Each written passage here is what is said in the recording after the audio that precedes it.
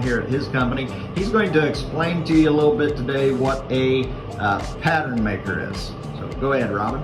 Okay, thank you. Thanks for coming in.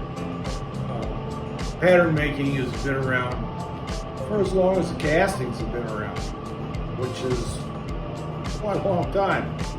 So a casting is made from molten metal poured into a mold, mostly made of sand, clay, oil.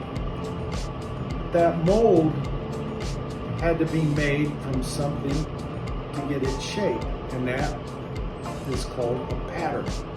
So a pattern is a replica of the casting.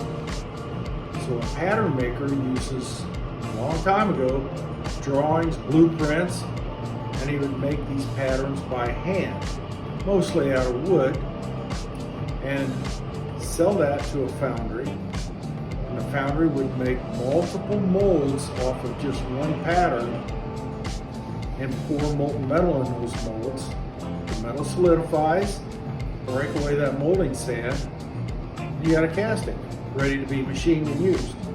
So if you needed 100 widgets, you'd make one widget pattern in 100 molds off of that pattern and pour 100 molds with molten metal, and there you have 100 castings.